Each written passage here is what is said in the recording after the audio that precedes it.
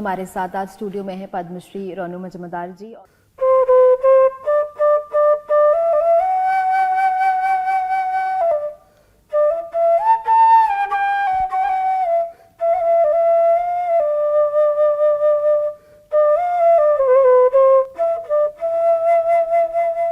डोली में बैठाई के कहा।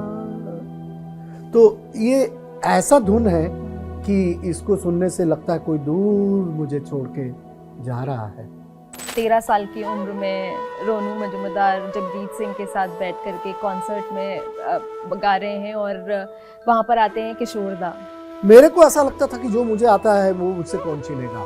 तो किशोर कुमार आए थे तो जगजीत जी से बोले कि ये लड़का कौन है। जगजीत भाई बोले रोनू। रोनू ओए रोनू पंजाबी में बोलते थे। वो थोड़े कंजूस थे। कोई कहते हैं कि वो अपने गाने दोबारा मतलब जब वो रिकॉर्ड कर लेते थे रिकॉर्ड करके चले जाते थे, दोबारा अपने गाने सुनते नहीं थे। रिकॉर्ड नहीं सुनते नहीं थे। ऐसा मैंने कोई सिंगर नहीं देखा, कोई आर्टिस्ट नहीं देखा जो गाने के बाद या बजाने के बाद चेक तो करे ठीक हुआ कि नहीं। उनको मालूम था कि गलत मैं गा ही नहीं सकता। हमें और जीने की चाहत न होती, ये गाया उन्होंने। पूरे रोंगटे खड़े हो गए कि ये आदमी है या भगवान है। कभी किसी को गुदगुदी कर देते हैं, कभी किसी को छेड़ देंगे और अपने आप जब गाने की बारी आती है तो एकदम ऐसे चुटकी में जैसे इंसान अपना मूड बदलता है ना, वैसे मूड बदलते हैं। आगे आगे किशोर दा, पीछे पीछे पंचम दा। और किशोर दा घर में घुस गए और अंदर से बंद कर दिया। तो वहां से देख के बोल रहे कौन है। हाय किशोर। मैं किशोर नहीं हूँ, मैं उसका छोटा भाई हूँ। किशोर दा खुद ही बोल रहे हैं। दोस्ती की बात हो रही है तो नाना पाटेकर के साथ भी आपकी अच्छी दोस्ती है। एक बार आपको 2 बजे फोन आया। बोल। मैं क्या बोलूं, आपने फोन किया है। दादा प्रणाम। पंडित क्यों लिखता है, तेरी बांसुरी बजती है, पंछी उड़ते हैं, दिल खुश होता है, दिल को लगता है रे ये सब मत कर। प्रधानमंत्री मोदी आपसे पूछ चुके हैं कि कविता लिख रहे हो क्या। और उनकी याददाश्त ऐसी है कि मैंने ऐसी याददाश्त तो पंडित रविशंकर जी की देखी है और भी सुना है कि जवाहरलाल नेहरू जी की भी ऐसी थी। पता नहीं उनको इतनी एनर्जी कहाँ से आती है।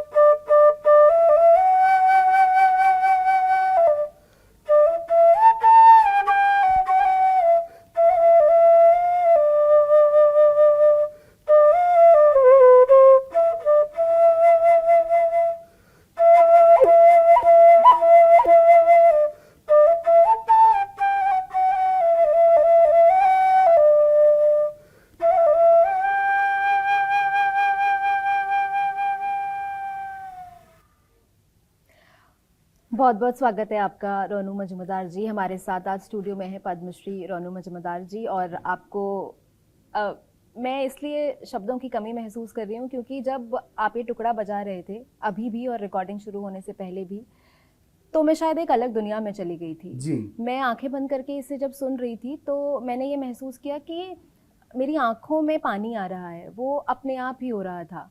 ये इस टुकड़े के बारे में बताइए, ये आपने जो हमें सुनाया ये क्या था। ये बंगाल का भटियाली है। अच्छा। और इसको सचिन देव बर्मन, आर डी बर्मन के पिताजी पूरे दुनिया में फैलाए।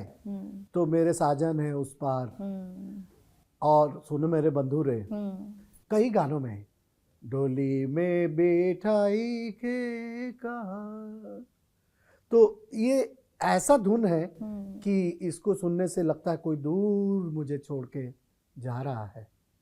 तो ये आंखों में आंसू ला देता है। और मैंने अकस्मात इसको छेड़ा आज और मैंने सोचा भी नहीं था कि मैं बजाऊंगा।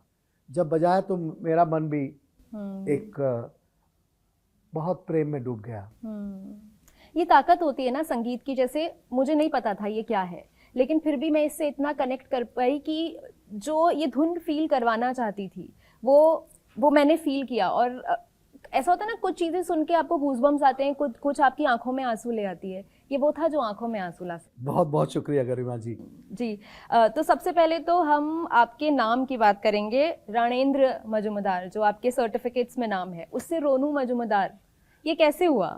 ये पंडित रविशंकर जी भारत रत्न जो मेरे गुरु भी थे और ग्रैंड गुरु भी थे, तो वो बोलते थे, उनका 2 अक्षर का नाम था, उनका पूरा नाम था रविंद्र नाथ चौधरी। तो वो रवि हो गए, तो मुझे बोलते थे रणु बोलते थे एक्चुअली। रणु जो कृष्ण के गले की माला है जी, तो जो मोतियों की है, तो रणु बोलते बोलते रोनू बोले कि हे, इतना बड़ा नाम कोई याद नहीं रखेगा, इसको ये नाम को तुम पॉपुलर नाम रखो, सर्टिफिकेट पे रहने दो, रेडियो में जाके चेंज कराओ जल्दी। तो उन दिनों ऑल इंडिया रेडियो कंपटीशन में मैं फर्स्ट आया था 81 में, पूरे इंडिया में नंबर 1 मैं आया था। तो उन्होंने तुरंत रेडियो में अनाउंस करवाने के लिए बोल दिया, उनकी तो इतनी पावर और इतना वो था, तो दिल्ली में उन्होंने बुलवा दिया कि रोनू मजूमदार रखो, तो पासपोर्ट में जो है वो रहने दो पूरा नाम। अच्छा, वो रणेंद्र जी, रणेंद्र मजूमदार, रणेंद्र भानु क्योंकि पिताजी का नाम है, रणेंद्र भानु मजूमदार। जी, आपके पहले गुरु भी आपके पिताजी ही हैं, और आप एक होम्योपैथिक डॉक्टर होते अगर आपसे अपने पिताजी की एक बांसुरी नहीं टूटी होती। जी जी, वो क्या किस्सा है, वो प्लीज सुनाइए। अच्छा ठीक है, मैं आपको बताऊं कि बनारस में मेरा जन्म हुआ जी, और बनारस में एक जगह है सारनाथ, जहाँ गौतम बुद्ध पैदा हुए थे जी। तो वहाँ मैं रह रहा था, 6 साल की मेरी उम्र थी। बहुत सारी बांसुरी पिताजी शौक से बजाते थे, तो वो काम पे चले गए। वो पेंटर भी बहुत बड़े थे, ऑयल पेंटर बहुत बड़े थे, मतलब उसमें तो उनका हाथ कोई पकड़ ही नहीं पाया कभी। जवाहरलाल नेहरू पंडित जी भी उनके फैन थे, बहुत बड़े। ऐसी गांधी जी की तस्वीर उन्होंने बनाई, बोले Bhanu I want to buy it. अच्छा, बोले मेरे पिताजी ने जवाब दिया कि यही रिगल सिनेमा में, बोले I can not sell it. How can I sell father of the nation, you are son of the nation, you can take it. तो गले लगा लिए, तो रातों रात मेरे पिताजी पॉपुलर हो गए कि जवाहरलाल नेहरू जिसके फैन है। तो खैर going back to the incident, तो वो गए पेंटिंग करने के लिए, और मैं खेलता था तो मेरे पास खिलौने नहीं थे, तो बांसुरी को भी खिलौना सोचा मैंने, और 5-6 बांसुरी मेरे हाथ से टूट गई, क्योंकि ऐसे एक दूसरे से लगा लगा के मैं खेल रहा था। शाम को आए घर में तो बहुत नाराज हुए, देखा मैंने कि आग बबूला हो गए हैं, मगर कोई सज़ा नहीं दी मुझे। बोले कि तुमको बहुत नाराज हूँ मैं, एक सज़ा तुमको देना है, बांग्ला में बोले। अच्छा, हाँ, क्या बोले? बोले তোমাকে একটা সাজা দিতে চাইছি, আর ওই সাজাটা হলো যে যেই বাঁশিগুলো তুমি ভেঙেছো অত ঘন্টা তোমাকে রেয়াজ করতে হবে। तो मुझे बोले जितनी बांसुरियां तुमने तोड़ी है उतने घंटे रियाज करना पड़ेगा। एक बांसुरी मेरे हाथ में पकड़ा दी, छोटे छोटे हाथ थे मेरे, तो वो बस इस साइज की थी। हाँ जी। और सारे गामा मेरे को सिखा दिया। वो जो सारे गामा शुरू हुआ, बस 6 घंटे तक डर के मारे मैं बजाता था। मम्मी सुबह ही मुझे माताजी नाश्ता देती थी, क्योंकि एक नाम मेरा और भी था, भोजन भट्ट। भोजन भट्ट, अच्छा। हाँ। तो पहले वो रोटी बहुत सारा 4-5 रोटी मुझे दे देती थी तेल से ये करके। जी जी। तो उसके बाद ताकि मेरे को भूख ना लगे बीच में, 6 घंटे उठेगा तो नहीं, तो फिर यही।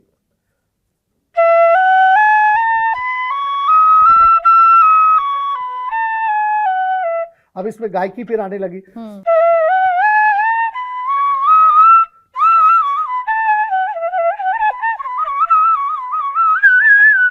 तो वो सुधरता चला गया और मैं बांसुरी वाला बन गया। फिर मजा आने लगा। फिर मजा आने लगा। हाँ।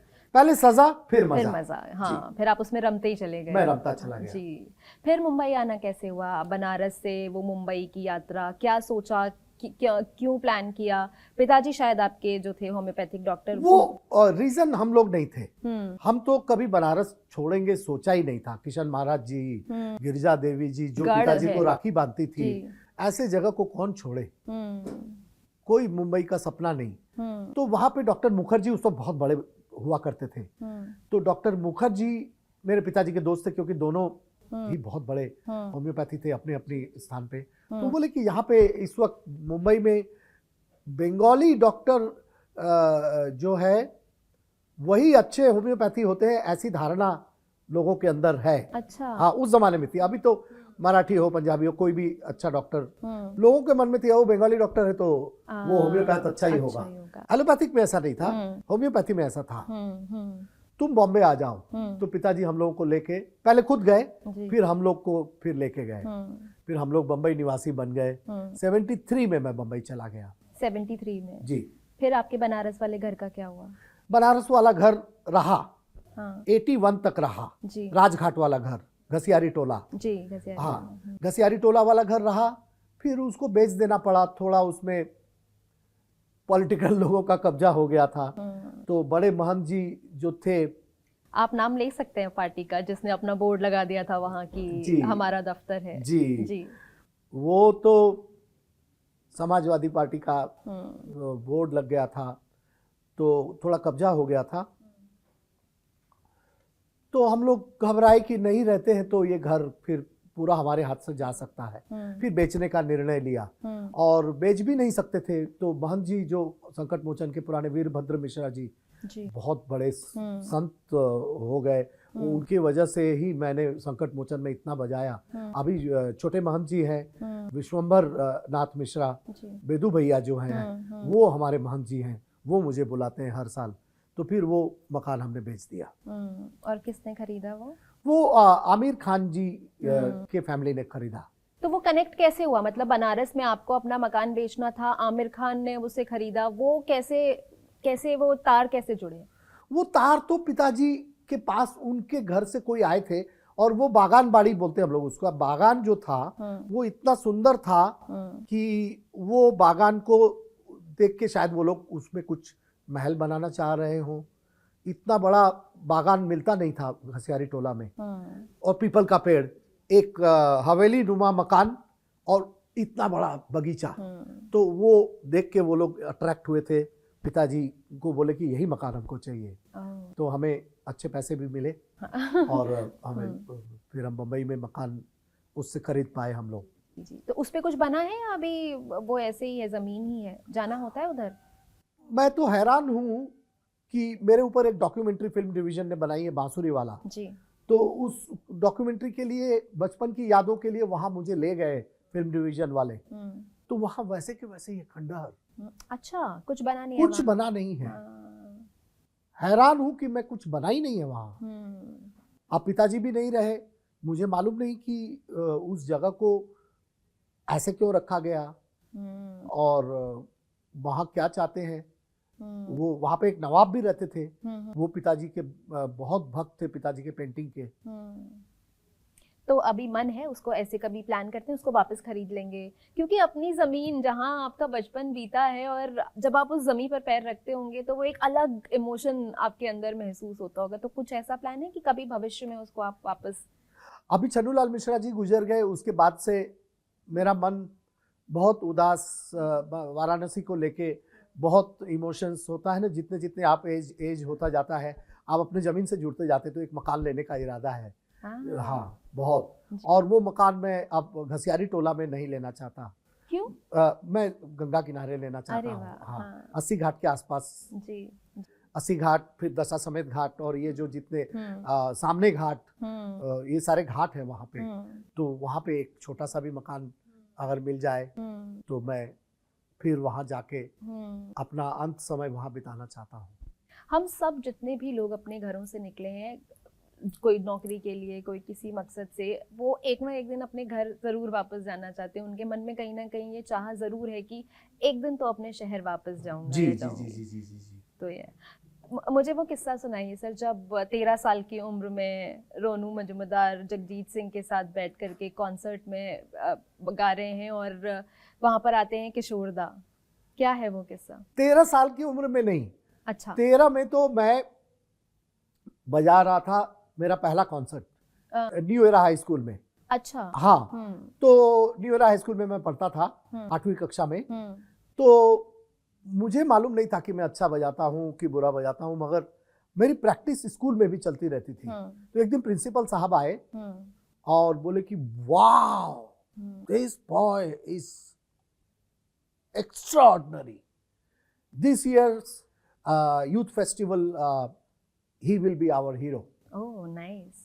I said, there are many who sing filmy song and dance and rap and things like that. मैंने बजाया और बजाया तो हीरो बन गया पूरे स्कूल में। और जब जैसे जैसे ताली मिलती गई तो मुझे लगा कि मैं अच्छा बजाता हूँ। जो जो तान मैं बजाऊं, जो तान हम लोगों की होती है, गागरे सा नहीं सा नहीं दा मामा गागरे सा नहीं दा मामा दा मामा गारे सा, ऐसे तान बजाओ, एक एक तान में ताली। तो वो जो कॉन्फिडेंस आया। और जगजीत भाई वाला किस्सा, तब मैं 17 साढ़े 17 साल का था। रंग भवन में वो प्रोग्राम था जहाँ पे हरिदास संगीत सम्मेलन होता है, होता रहा है पहले। तो उस प्रोग्राम में किशोरी आमोनकर जी ने वो प्रोग्राम करवाया था, गान साम्राज्ञी किशोरी आमोनकर। और किशोरी जी को देख के जगजीत जी थोड़ा नर्वस हो गए कि क्लासिकल की देवी है ये, किशोरी आमोनकर है ये। तो वो थोड़ा बोले कि आज तू ज्यादा बजा। अच्छा, मैं नर्वस होना नहीं जानता था कि नर्वस कैसे होते हैं लोग। मतलब बचपन से ही कॉन्फिडेंस बहुत था। मेरे को ऐसा लगता था कि जो मुझे आता है वो मुझसे कौन छीनेगा, और जो मेरे पास है वो प्योर है, तो वो प्योर चीज पे मुझे अपनी चीज पे विश्वास था। आपको अपने क्राफ्टमैनशिप में अगर विश्वास हो तो आप कभी डरेंगे नहीं। आप ये हो सकता है कि बुजुर्गों से आशीर्वाद ले ले कि जो मैं बजा रहा हूँ कुछ गलती हो तो क्षमा करें, मगर जो है उसमें अगर गलती नहीं है तो फिर किस बात का डर। अपने सुरों पे विश्वास नहीं होगा तो सुर आपके पास से चले जाएंगे। सुरों पे विश्वास, ये मेरे गुरुजी ने मुझे सिखा दिया था। तो मैं ज्यादा बजाने लगा तो किशोर कुमार भी, किशोर एंड किशोरी के भी फैन थे जी। तो किशोर कुमार आए थे तो जगजीत जी से बोले कि ये लड़का कौन है। जगजीत भाई बोले रोनू। रोनू ओए रोनू पंजाबी में बोलते थे। तो मैं 9 भाषाएं बोलता था, उसमें एक पंजाबी भी था जी। तो जगजीत भाई ने कहा रोनू है, बहुत अच्छा बजा, एकदम पतला दुबला था। तो तभी किशोर कुमार जी आए और मैंने उनका पाँव छुआ। मेरे फेवरेट सिंगर का मैंने दर्शन पहली बार उस दिन किया। और उन्होंने बोला कि एक दिन तुमको पंचम के लिए बजाना पड़ेगा, भविष्यवाणी कर दी।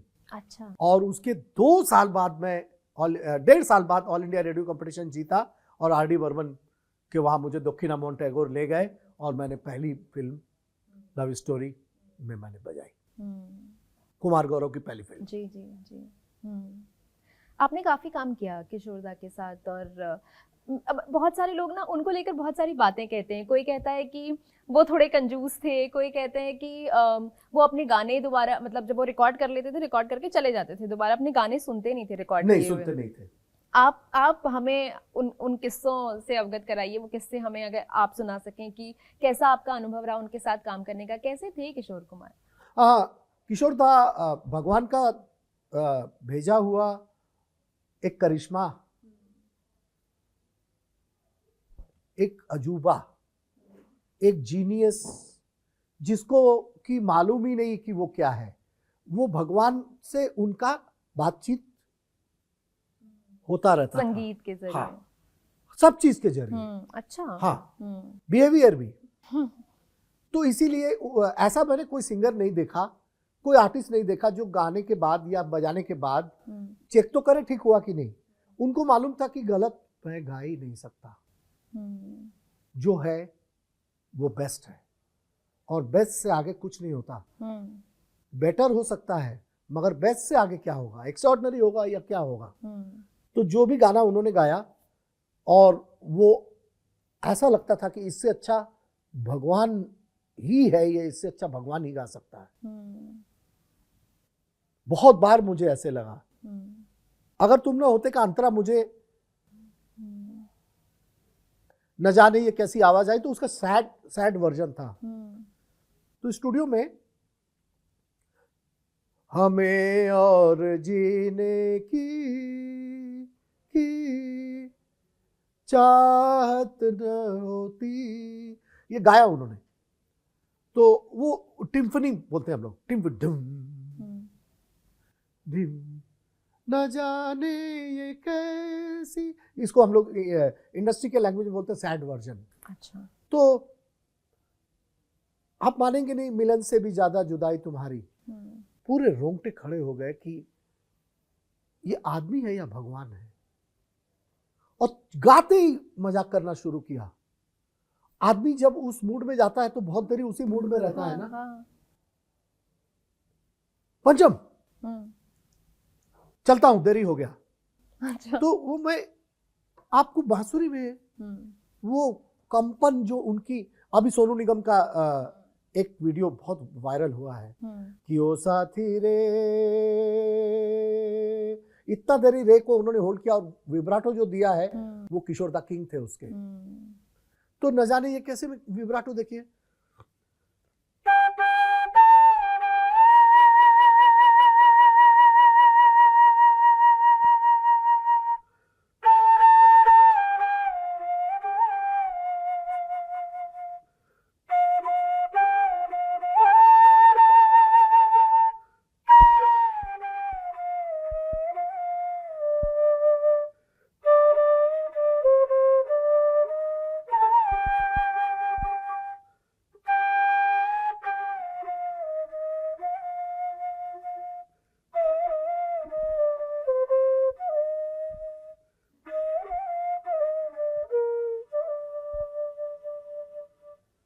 पूरा स्टूडियो को रुला दिया।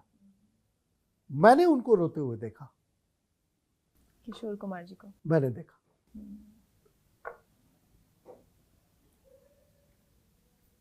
एक बंगला गाना था, वो फिल्म थी अब भी मुझे नाम याद आ जाएगा। तो उसमें एक गाना अजय दास ने कंपोज किया था। वो कलकत्ता से बॉम्बे रिकॉर्ड करने आए और बांसुरी में बजा रहा था। सनी स्टूडियो, धर्मेंद्र जी का। सनी तब एकदम नया था। अच्छा। एकदम, माने 1-2 रिकॉर्डिंग हुई होगी। और किशोरदा लुंगी कुर्ता पहन के बेफिक्र जैसे घर में घूम रहे, ऐसे तो उनको डर नाम का चीज नहीं था। जैसे हम लोग जब बहुत तैयार होते हैं तो किसी चीज के लिए खुद को प्रिपेयर कर रहे होते हैं। Unprepared, everything is happening to him, he is talking to almighty, there is something. तो वो गाने में गौरी प्रसाद गांगुली ने उन्होंने गौरी रंजन गांगुली ने लिखा था, जो कि कैंसर से गुजर गए। और उनके जैसा राइटर पैदा नहीं होगा। এই তো জীবন হিংসা বিবাদ চিতাতে ही सब शेष, मतलब चिता में सब जल जाएगा। ये हिंसा विवाद जलसी मान अभिमान, ऐसा लिखा। और उसको जब किशोरदा गाए तो बंगला फिल्म में बजट कम होता है, तो एक एनवलप में करके देते हैं और बोलते नहीं है कि इसमें कितना है। हिंदी जितना तो पैसा मिलता नहीं, क्योंकि सिर्फ बंगाली लोग बंगाली फिल्म देखेंगे। तो जब लेने गया तो किशोरदा ऐसे करके आंख पोंछ रहे थे, बोले अजय ऐसा गाना गवाया और पैसा भी देता है, अभी तो मैं रो रहा हूं। चले गए। उस दिन भी गाना सुना नहीं, मगर ऐसा गाए कि कोई गा नहीं सकता। मैंने उसमें फ्लूट बजाया और बिना बोले मैंने एक फिलर बजा दिया था।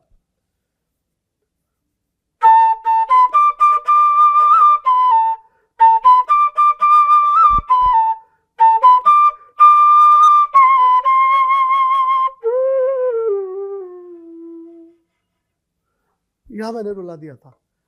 फिर मैं डर गया कि अजयदा बोलेंगे ये बोला तो नहीं था तुझे, क्यों बजाया। गले लगा लिया, रुला दिया तूने, गले लगा लिया। बोले वो क्योंकि वो शब्द से मैं कनेक्ट करते करते बच गया मैं। अभी आपने पीस सुना, छोटी पीस, मगर किशोरदा को मैं दौड़ा किशोरदा की तरफ, ऐ भालो बाजी ये चीज अच्छा बजाया तू, बहुत अच्छा बजाया। चले गए। मोटे फ्रेम का चश्मा पहनते थे बस। तो किशोरदा की इतनी सारी कहानी। और कंजूस बहुत सारे लोग का कहते हैं। मैं कंजूस का किस्सा तो आपको मुझसे ही सुनना चाहिए। प्लीज सुनाइए sir.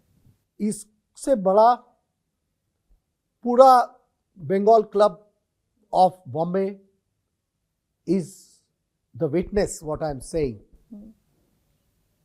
They know what Kishore Kumar did for them. Bengal Club, सबसे पुराना शिवाजी पार्क का दुर्गा पूजा जी। मैं जब आर डी बर्मन पंचम दा बहुत प्यार करते थे, जैसे आपने मेरे वेबसाइट में फोटोज देखा, मेरे घर भी आते थे, मेरी माँ से बहुत प्यार करते थे पंचम दा। तो पंचम दा ना वो स्टूडियो बड़ा था फिल्म सेंटर, तो वहीं पे मैं बैठता था। तो किशोर दा वहीं से एंट्री करते थे और अपने किशोर दा का जो सिंगर बूथ था वो लेफ्ट में था और मैं राइट में बैठता था ऐसे यहाँ। तो वो किसी से बात नहीं करते थे, पता नहीं किस धुन में ऐसे कुछ गुनगुनाते रहते थे। तो सुरों के दुनिया में खोया हुआ एक आदमी जो 5 मिनट में वो गा दे जो हम 2 घंटे के क्लासिकल में बजाते हैं, वो 5 मिनट में दिखा दे, ऐसा जादूगर। और किसी के साथ गाए तो वो सिंगर टिक नहीं पाएगा, ऐसा गाना। उस दिन जाते जाते वापस आए मेरे पास, ऐ क्या बजा रहा है? मैं भी हरदम प्रैक्टिस करता था, हरदम स्टूडियो में, कि प्रैक्टिस का टाइम नहीं मिलेगा क्योंकि क्लासिकल भी बजाना है ना, तो क्लासिकल प्रोग्राम का प्रैक्टिस मैं स्टूडियो में करता था। क्या बजा रहा? पीलू मत बजा, मुझे बहुत दुख होता है। पीलू राग, हाँ, पहाड़ी बजा, पहाड़ी। मैं हंसा, मैंने बोला अच्छा दादा मैं पहाड़ी बजाता हूँ। दादा तो नहीं थे, वो तो पिता की तरह थे, मगर हमारे इंडस्ट्री में दादा, किशोर दा, दादा दीदी ये सब, हाँ, पंचम दा, भूपी जी, कोई दिलीप साहब, किसी का साहब लग जाता है, हाँ। तो ऐसे सब होता है। देव साहब बोलते हैं, राज जी बोलते हैं, दिलीप साहब बोलते हैं। तो फिर गए, फिर वापस आए मेरे पास, hey, सम डेट 25 को तू फ्री है, मेरे साथ स्टेज में बजाएगा। और बच्चे का जो दिल होता है, मैं तो बच्चा था 18-19 साल का, मुझे क्या डर, मुझे क्या मालूम ये किशोर कुमार कौन है। सोचिए आज के युग में होता तो मैं बोलता, हाँ। इतनी बदतमीजी की मैंने बोला कि किशोर दा मैं ऑर्केस्ट्रा में नहीं बजाता हूँ। दादा हम ही ऑर्केस्ट्रा से बजाई ना, हाँ। अच्छा,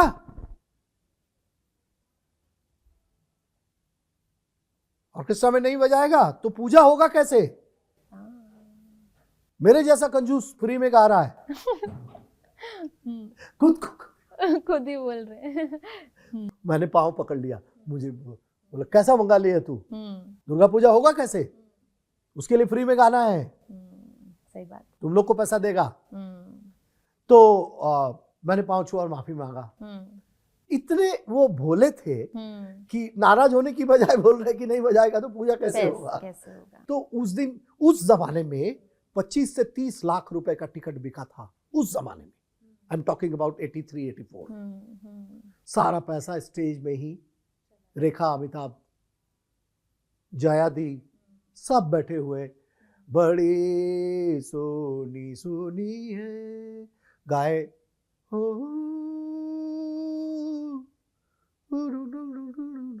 वो जो पीस मैंने लगाया था, पूरा ऑडियंस रो रहा है।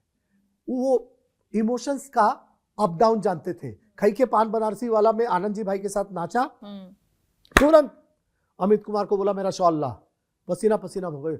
नाच रहे, अशोक कुमार पीछे से बोल रहे कि अरे उसको हार्ट अटैक हुआ है, वो नाच क्यों रहा है? मगर वो ऐसे थे कि स्टेज में ही गाते गाते मर जाऊं तो कोई बात नहीं।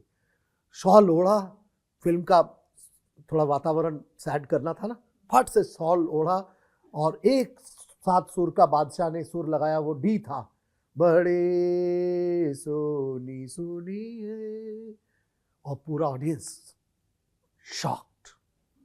ये खई के पान बनारसी से बड़ी सुनी सुनी मिली का, ये कैसे, मतलब कब क्या करेंगे नहीं किसी को मालूम नहीं।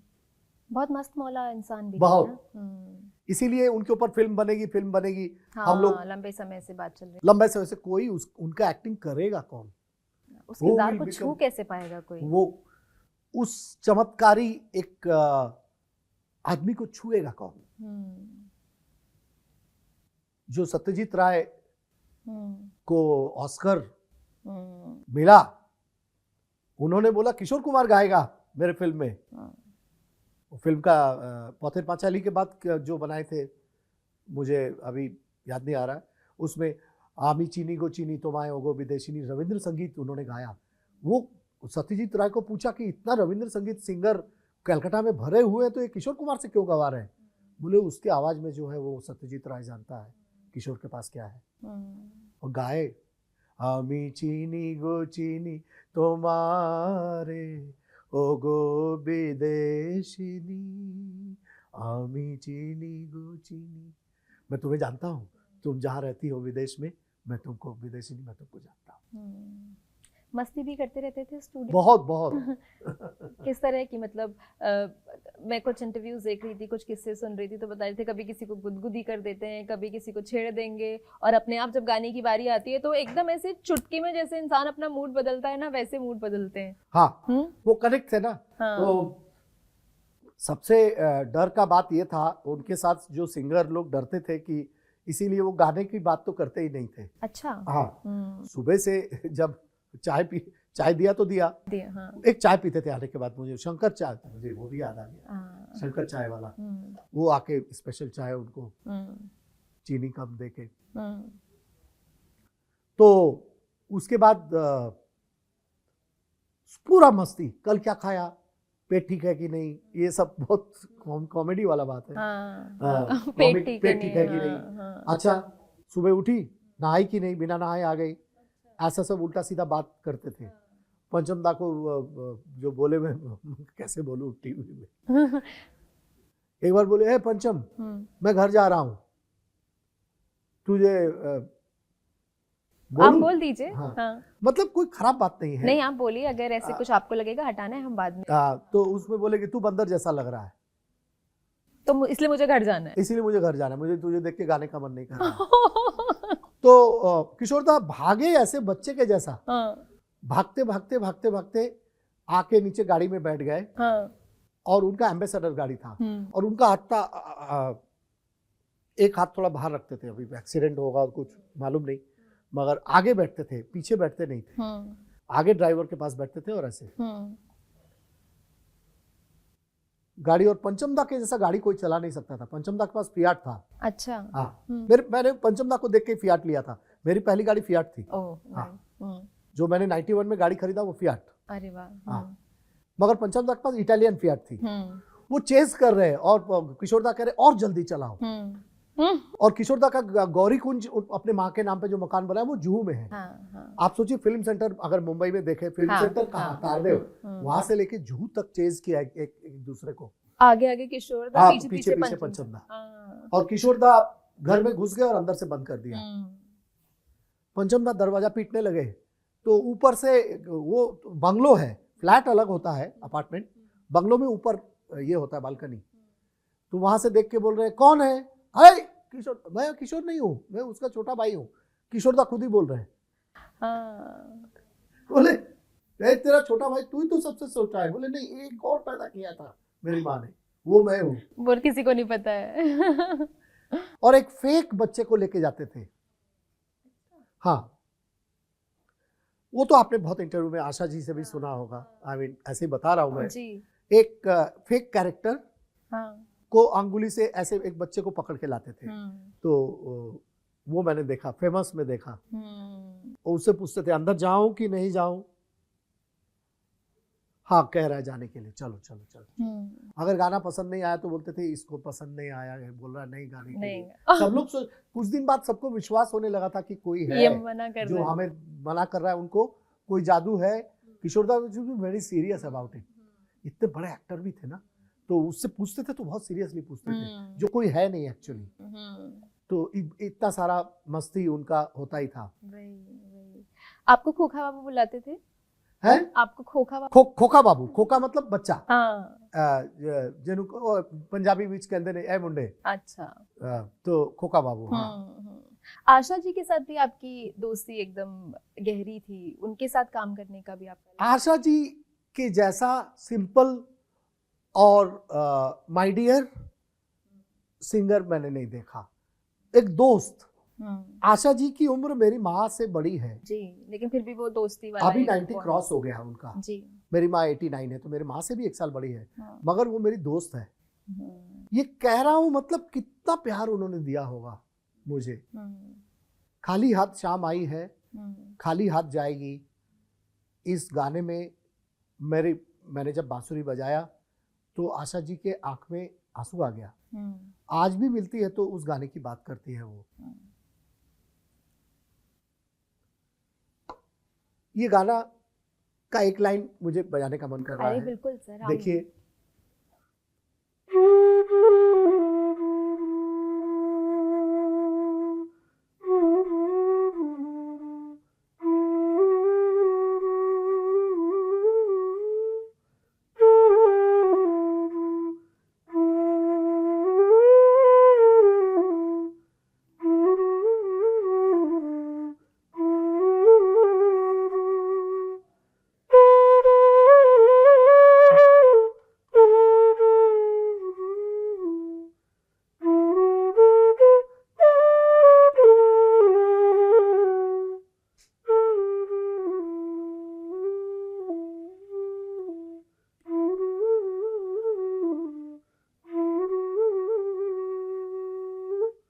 गाने की लाइन जो मैं बजा रहा हूं ना, इजाजत का गाना और जैसे आशा जी ने गाया उससे अलग अलग इमोशंस मैं दिखा रहा था।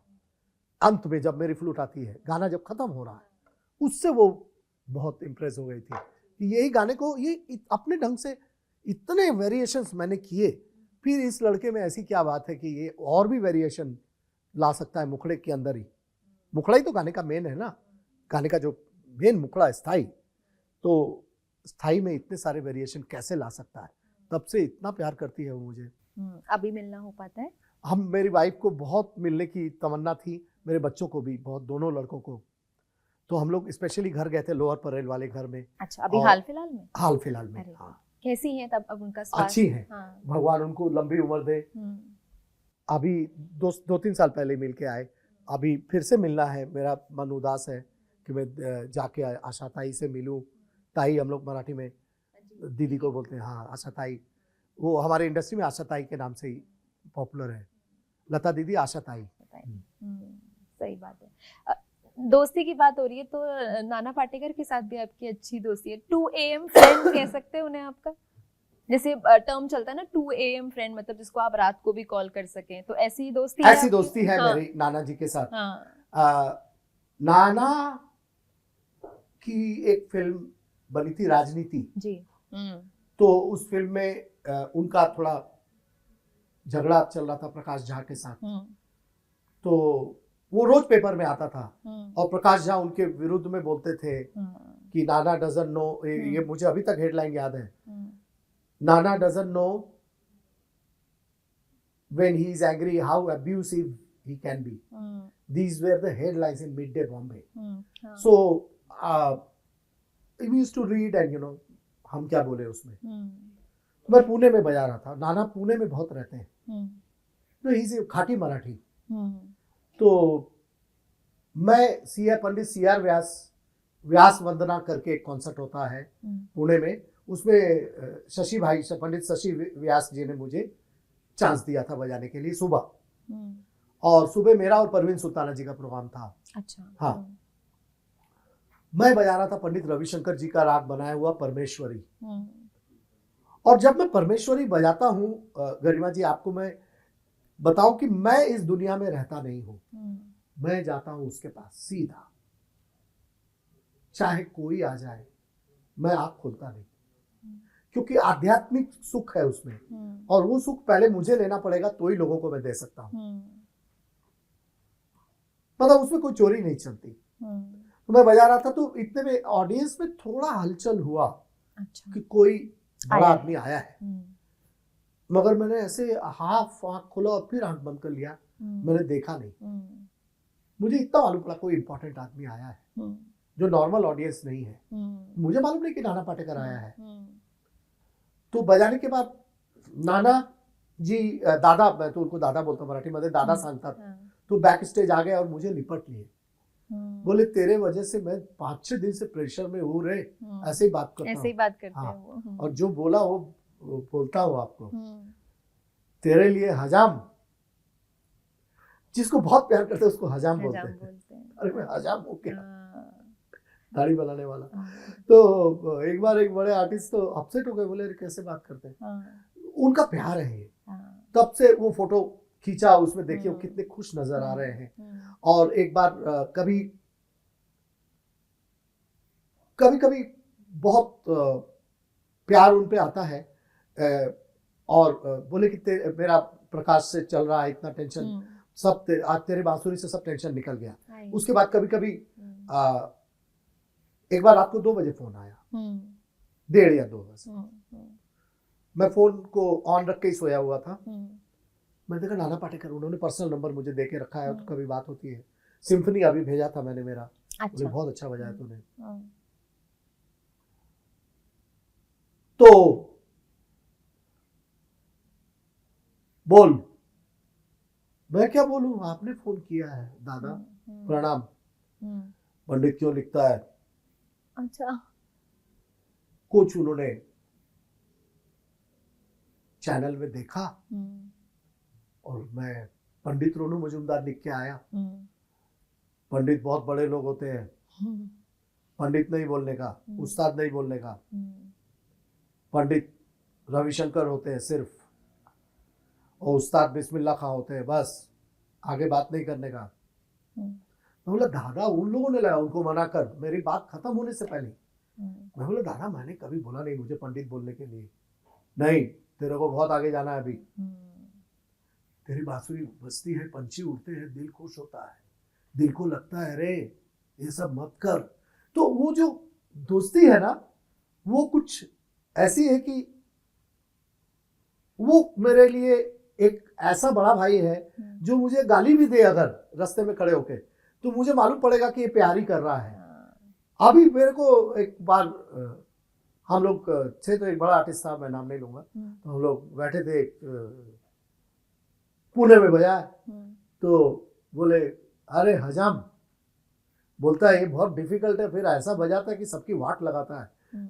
मराठी में वाट लगाना माने सबकी बैंड बजा देना, क्या वाट लगा, चालू चीज है तू ऐसे। तो वो जो बड़ा आर्टिस्ट बैठा था बोले तेरे से ऐसे बात करता है ये आदमी, तेरी कोई इज्जत नहीं है। मैंने बोला आने दे बेटा, अभी तेरे ऊपर भी आएगा बिल। तो मैं चुप रहा, मैंने बोला इसको मालूम नहीं है, इनको मालूम नहीं है कि नाना का प्यार कैसा होता है। अच्छा हजाम तू क्या बजाएगा कल? फिर उनको भी बोला, हजाम ही बोला। तो फिर उस हजाम, मतलब बड़ा अजीब सीन हो गया। मैं आपको सच बताऊं तो नाना जैसे है वैसे ही है, और इसीलिए उनके अभिनय में ऐसा लगता है कि वो जी रहे हैं, सच्चाई झलकती है। हाँ, क्योंकि मेरा जो सबसे पसंदीदा फिल्म है वो है प्रहार। अच्छा, हाँ, जिसमें वो कमांडो ट्रेनिंग देते हैं जी। उसमें एक सीन ऐसा हुआ, अगर मुझे दुख है कि उसमें मैंने नहीं बजाया, मगर ऐसा जरूरी नहीं कि मैं बजाऊं तो ही उसको मैं सुनूं, ऐसा नहीं होता। याद पिया की हाय रामा, याद पिया की आए, ये गा रही है कौन? शोभा गुर्तू बैकग्राउंड में जी। और नाना को अपने होने का, मैं कैसे पैदा हुआ हूँ वो याद आता है। उनके आंख में 2 आंसू आते, वो इतने नेचुरल है कि अमिताभ बच्चन भी उनको फोन किए, ऐसा सुनने में आता है। ऐसा एक्टर नहीं, इंसान भी ऐसा, जैसा है वैसा ही है। आपको जैसे मैं आपसे भी बात कर रही हूँ ना, और आप नाना जी के अंदाज में बात कर रहे हैं, किशोरदा के अंदाज में भी आप उनकी बातें रख रहे हैं। आपको कभी ऐसे आपको मन था या कभी एक्टर बनना था, कभी कुछ वो एक्टिंग का शौक है आपको? मुझे है। हाँ हाँ एकदम। और जो भी लिखने का शौक है। हाँ, लिखने का तो प्रधानमंत्री मोदी आपसे पूछ चुके जी हैं जी कि जी कविता लिख रहे हो क्या, क्या जी है वो किस्सा भी सुनाइए। हाँ मैं सुनाऊंगा जरूर। और एक देना पावना मतलब होता है दहेज। अच्छा। तो देना पावना करके रविन्द्रनाथ टैगोर का एक शॉर्ट स्टोरी है। तो उसमें मैं बजा रहा था। तो उस वक्त बहुत छोटा था और जिस तरीके का मेरा चेहरा मोहरा था वो बहुत उस कैरेक्टर को सूट करता था।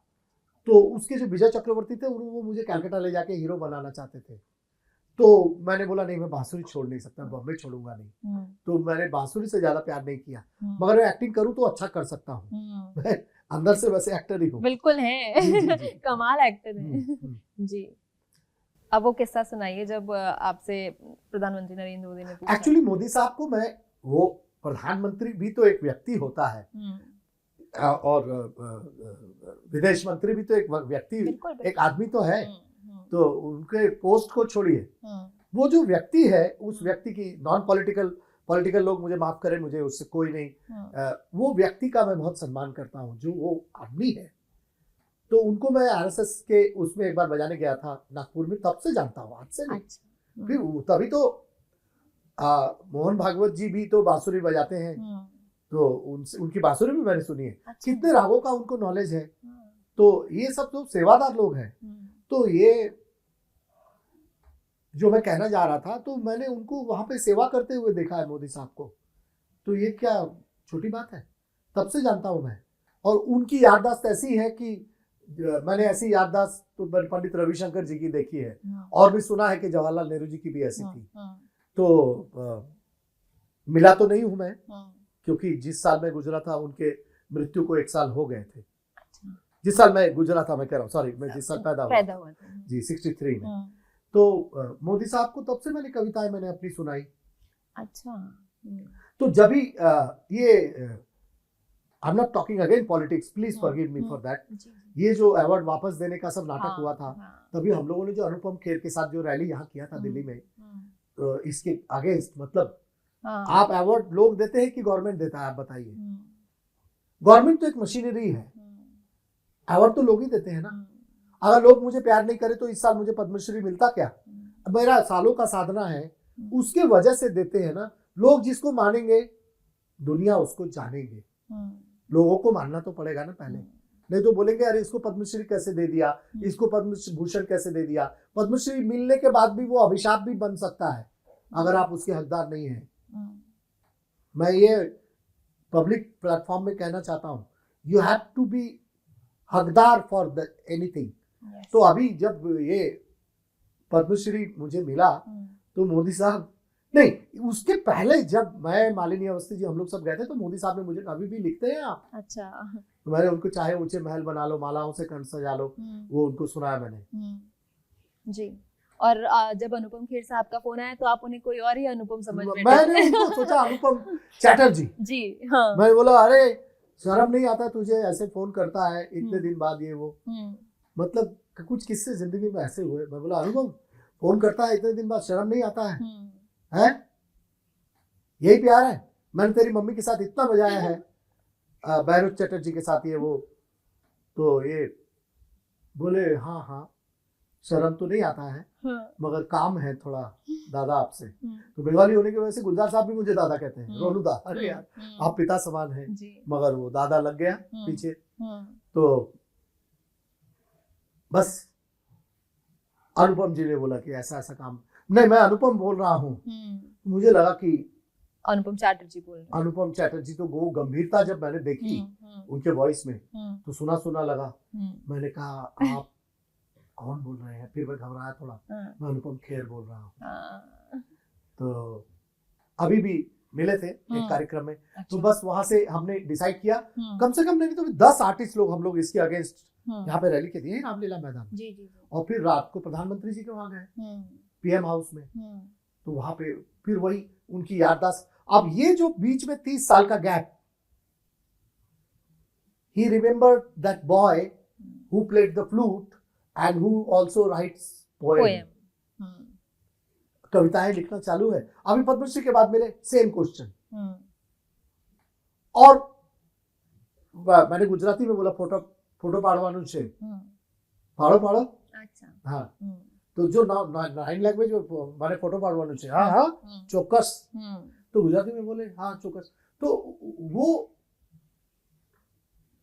खुद वो फोटो में आपको ऐसा लगेगा खुद वो फोटो खिंचाना चाह रहे हैं। मतलब ऐसा नहीं कि वो डिस्टर्ब हो गए उस बात से कि इतने लाखों किस किस के साथ में फोटो, पता नहीं उनको इतनी एनर्जी कहाँ से आती है, क्या खा के पैदा हुए वो तो वो ही जाने बाकी। मगर एक व्यक्ति विशेष की मैंने बात कर रहा हूँ, इसको पॉलिटिकली ना लिया जाए। आपने पंचम दा के साथ कितना लंबा काम किया? आप समझिए कि 80 से लेके उनके जाने तक पूरा 13-13.5 साल, कम से कम करीब करीब रोज ही मिलते थे जी। और वो मेरे रियाज से, क्योंकि उनको मालूम था एक क्लासिकल आर्टिस्ट है, इसको रियाज की जरूरत है, तो कभी कभी सिंगर बूथ में खाली रिहर्सल चल रहा तो वहां जाके रियाज करो, इतना मेरा केयर करते थे। घर आते थे, बोले बहुत बड़ा कलाकार बनेगा ये। आपको आमिर खान से मिलना हो पाया कभी? बहुत, अभी रिसेंटली मिले। और कितने मैंने आमिर खान की पहली फिल्म में तो मैंने ही बजाया। जब उनको बोला अरे हाँ हाँ हाँ हाँ हाँ, कयामत से कयामत तक में फ्लूट किसकी है? जी जी जी जी। सारे कोयल सी तेरी बोली तू तो वो जो स्टाइल था वो किसने निकाला? वो मेरे से। वो उस ढंग की फ्लूट पहले बजते, फ्लूट का जो स्टाइल था वो very much like a Krishna style. जैसे आप 2 मिनट जी सर, अरे हमारे पास समय है, आप अपने आप दिल ने फिर याद किया का अगर आप देखें तो इंट्रो देखिए,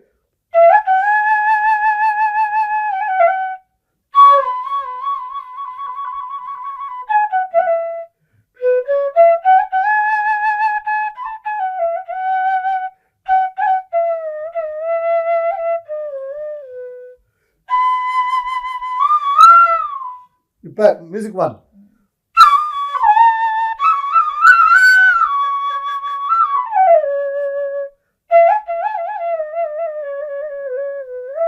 ये पंडित हरिप्रसाद चौरसिया जी ने बजाया, राइट। मगर उस स्टाइल को बदलना था मुझे। अब कोयल सी तेरी बोली, कट तू ऐसे लगेगा कोयल बोल रहा है। तो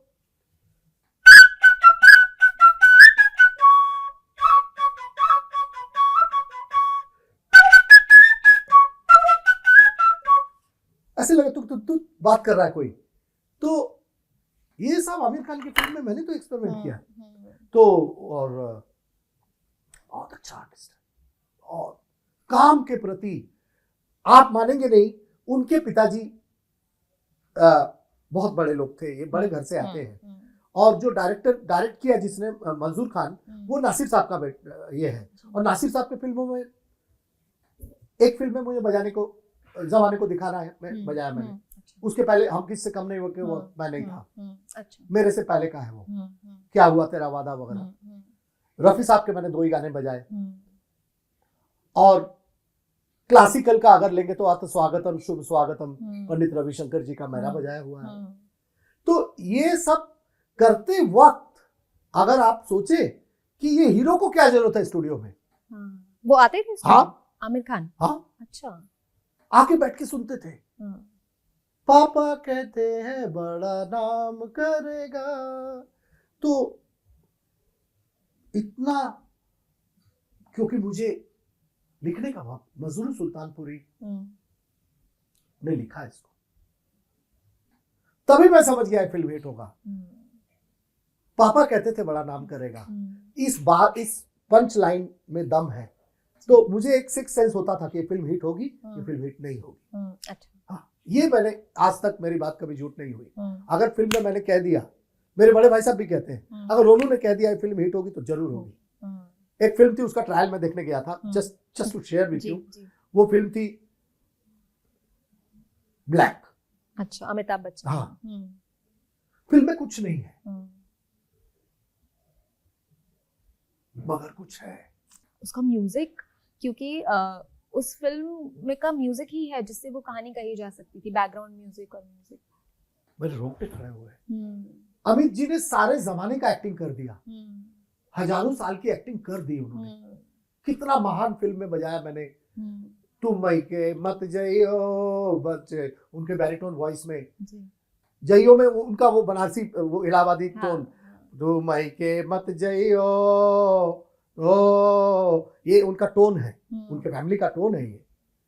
तो वो अमिताभ बच्चन एक बूढ़ा बन के ऐसा एक्टिंग, मैंने घर आके बोल दिया मैं ट्रायल देख के आया हूँ, एक फिल्म आ रही है ब्लैक, हाँ हिट होगी देख लेना। अमित जी एक दूसरे जगह चले जाएंगे। फिर दिलीप साहब का उनको फोन आया कि अमित ऐसी एक्टिंग की शायद मैं भी नहीं कर सकता था, 2 बार, इस फिल्म के बाद और पा के बाद। वो औरों का एक्टिंग वो अमिताभ भी कर सकते हैं। जी बिल्कुल। अमित जी से भी बहुत प्रेम मिला जीवन में, बहुत। अच्छा, रफी साहब के बारे में मैंने ऐसे कहीं सुन रही थी कि वो अपना रिकॉर्डिंग करने के बाद अपने बाल सेट करते थे, और उसके बाद उसके बाद गाना सुनने जाते थे। ये कंघी करते थे। अच्छा। और पीछे ले जाते थे सब बाल, कान पे नहीं। अच्छा, पीछे फिर गाना सुनने जाते थे। जी। अच्छा, यहाँ पर ना टेबल पर सर 3 तरह की बांसुरी रखी हुई है, क्या इनमें अंतर क्या है? ये जो बड़ी बांसुरी आप देख रहे हैं, ये शास्त्रीय संगीत के लिए बहुत सुटेबल है। अच्छा। और ये इस बांसुरी की रचना की पंडित पन्नालाल घोष ने, और आज से 80 साल पहले उन्होंने सोचा कि ये इस लोक संगीत के वाद्य को शास्त्रीय संगीत में लाया जाए, और इसीलिए इसकी आवाज ऐसी है।